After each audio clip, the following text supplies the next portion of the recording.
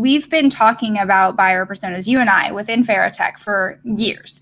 And it seems like a lot of the industry is really catching up to it now, especially with, I want to talk for a second about targeting on different channels, because I think a huge piece of the buyer persona is where your buyer personas are spending time. And a lot of channels, like if you're a B2B client or a B2B business owner or whatever, a lot of your target buyers are likely hanging out on LinkedIn.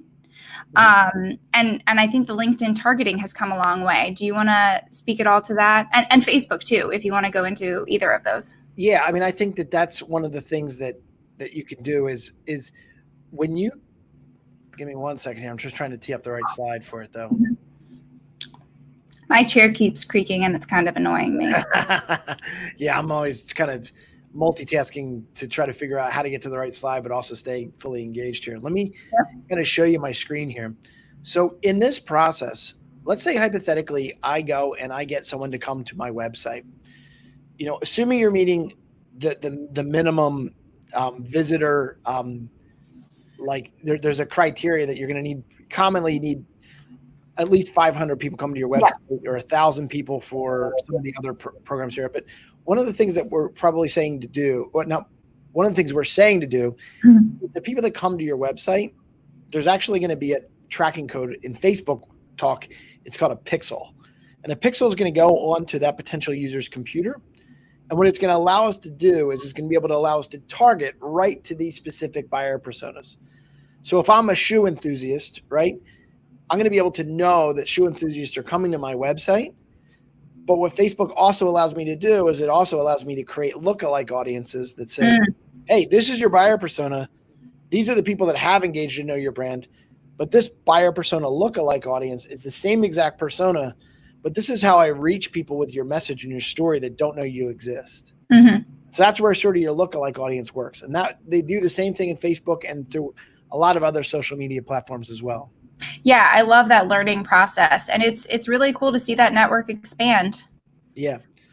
I mean, I think we're only scratching the surface on how personas are going to be affected. So think about this from a Google perspective, right?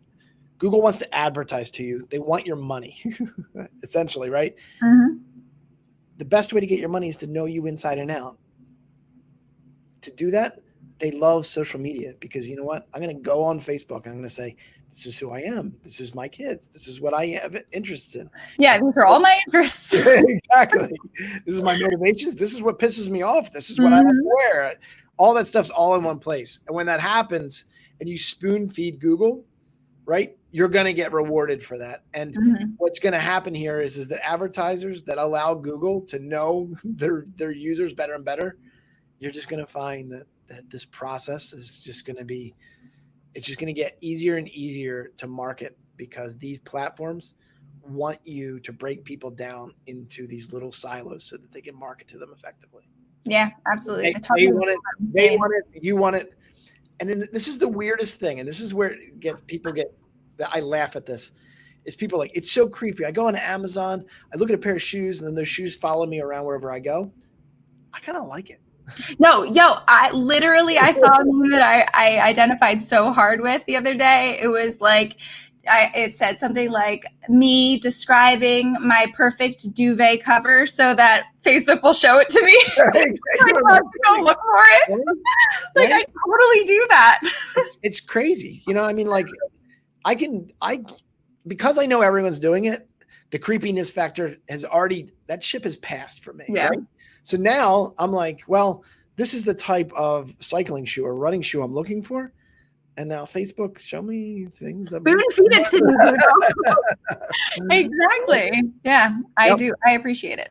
Now, what's getting very interesting is the people that are cutting the cord. I read this article. The people that are cutting the cord for cable, and then they're going to be switching to almost all internet TV. Your ads that you're going and you look at a website, it's going to show up on your social media feed. It's going to show up, on YouTube, and then soon it's going to be showing up on your TV. Yeah. You're not going to get away from it. No. You can try to fight it. But like I said, we act like we don't like it, but we like it. Yeah. It is creepy, but it's also appreciated. I don't know. That's just. I do think that I'm waiting for them to create a button. I was like, I bought those shoes. Stop showing it to me. Exactly. They just want you to have more of them, Chris. I know. That's right. Okay. I think we're just about out of time. Do you want any last thoughts before we wrap up buyer personas? No, I mean, I do think that I want to encourage our audience to come back to our blog often, listen to our podcast, watch some of these videos. But if you're interested in understanding how to transform your marketing, and you some of the things that we talked about here resonated with you, you have a very specific target audience you're trying to reach, please reach out to us.